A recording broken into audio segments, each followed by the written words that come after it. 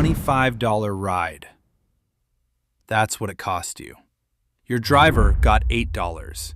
You paid for the car, the driver, the gas, the miles, and the person actually behind the wheel kept less than a third of it. So where did the other $17 go? Here's the part that makes this interesting.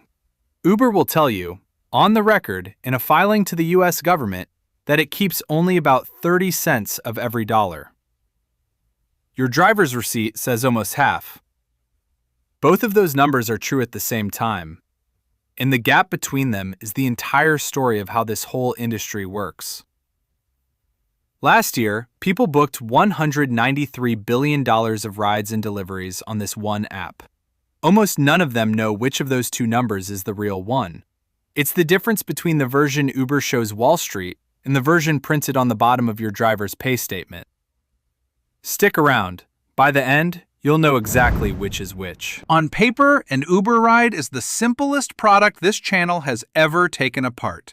There's no factory in China, no shipping container, no warehouse. There's a person, a car they already own, and a few miles of road that already exists. The thing you're actually buying isn't really the car at all.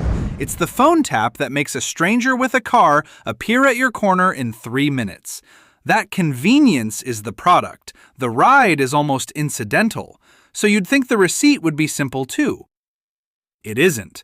That $25 gets sliced quietly before the driver ever sees it into a service fee, a booking fee, a pile of taxes and surcharges, and only then, what's left, the driver's pay. The driver doesn't set that price. You don't see how it's split. The app sits in the middle and does both. It decides what you pay and separately what the driver earns. Hold on to that because it's the hinge the whole story turns on.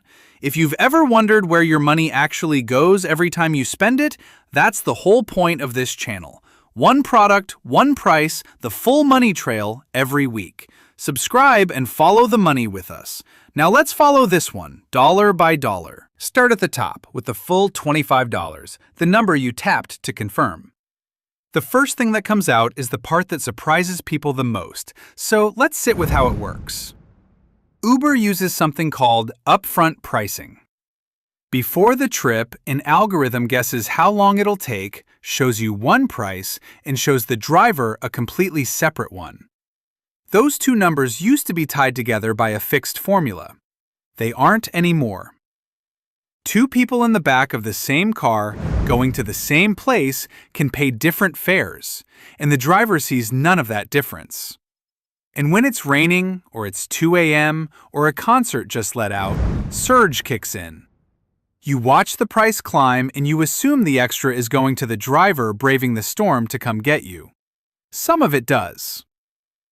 But the spread between what surge adds to your fare and what it adds to the driver's pay, that's Uber's to keep.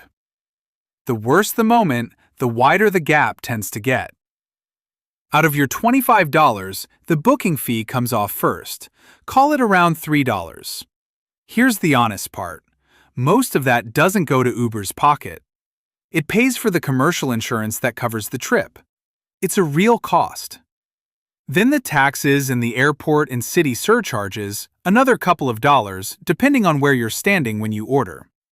Together, call it $5 of your $25 that never belonged to either Uber or the driver. It belongs to insurers and governments.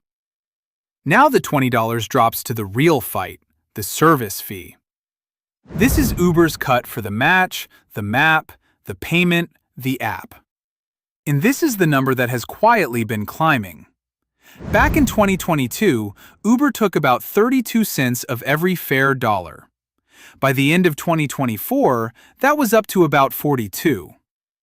On your $25 ride, the service fee and the spread Uber keeps from upfront pricing come to around $12, which leaves the driver.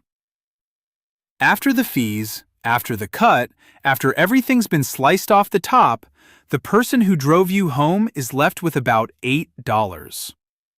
Gridwise, looking at 500,000 drivers, found the typical trip pays the driver around $12 before the driver's own gas, insurance, and the wear on a car they're financing themselves. On a $25 fare with fees and surge in the mix, $8 is right in the range. So let's put the whole receipt on the table. $25 in, $5 to insurance, taxes, and surcharges, $12 to Uber, $8 to the driver. The driver, the only person on this list who actually did the work of moving you, got the smallest slice of the three. And here's where the two numbers from the start collide. Remember, Uber tells its investors its take rate is 29.9%. That number is real. It's audited. It's in the annual report. But it's a company-wide average. Every ride, every city, every Uber Eats burrito blended into one tidy figure for Wall Street. It is not the number on your ride. The number on your ride is the one the National Employment Law Project pulled straight off real receipts. Across actual trips, Uber's cut averaged about 42% by the end of 2024, not 30%. And on individual rides, the ones where the algorithm decided you'd pay more, the take hit 65%, even 70%. That's the gap. 30 cents on the dollar in the filing, something close to half on your actual ride. Both true because they're measuring different things, and only one of them ever gets said out loud. This is the whole job of the cut. We read the filing and the receipt, and we show you where they disagree. If that's useful to you, subscribe so the next one finds you. Now, before anyone reaches for a torch, this is the part most videos leave out. Taking $12 is not the same as keeping $12. Which raises the obvious question, is the other guy any better? Lyft says it is. Lyft tells drivers they keep 70% or more of the rider's payment after outside fees, which means a commission capped around 30%. On paper, that's the friendlier number. In practice, the same receipt study found both companies landing near 40% once you count everything. Lyft moved to the same upfront algorithmic pricing Uber uses. The promise is lower, the real-world gap is smaller than it sounds. And it's not just the cut that's similar, it's the whole machine. Consumer Reports went and tested both apps and found the same trick on each. The same trip, requested at the same moment, could be quoted at different prices to different people, with no clear reason you could point to. The price isn't a fact about the ride anymore. It's a guess about you. And the drivers feel the difference in the smallest way possible. The typical Lyft driver earns about $19.48 an hour. The typical Uber driver, about $21.18. That's a gap of $1.70 an hour between the two giants who together own almost the entire road. There's no third app to run to. For the person driving, that's the whole choice, $1.70 and which app crashes less. So, back to that $12 Uber pulled out of your ride. Here's what almost nobody tells you. Uber barely keeps any of it. Look at the whole company for last year. Riders and eaters booked $193 billion. Uber's actual revenue off that was $52 billion. And its operating profit, what's left after paying for the engineers, the marketing, the support, the incentives it pays drivers to keep showing up, was about $5.5 billion.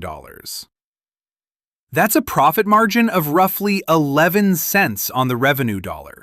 Run that down to your ride, and of the $12 Uber took, only somewhere around $1 to $1.50 is actual profit. The rest is the cost of running the machine that made your driver appear in 3 minutes. For years, that machine didn't turn a profit at all. Uber lost money on nearly every ride and made it up with investor cash, and it's only recently flipped to the black. Yes, Uber reported $10 billion of net income. But more than $4 billion of that wasn't from driving anyone anywhere. It was a one-time accounting tax benefit. Strip that out, and the ride-hailing giant runs on a margin thinner than most people would ever guess from the size of the cut it takes. The $12 is real. The fortune behind it is mostly a story we tell about the $12. So let's put it back together one last time. $25 in, $5 to insurance and the government, $12 to Uber, of which maybe $1 is real profit, $8 to the person who actually drove, there's one line that does go straight through, untouched: the tip. 100% of it goes to the driver, no cut taken, which tells you something quietly important. When Uber wants $1 to reach the driver whole, it absolutely can. Every other slice is a choice, not a law of nature. So the next time the app says $25 and your driver says thanks, you'll know what just happened to the other $17. The ride was simple. The receipt was the product. Everyone took a cut. Now you know who got yours.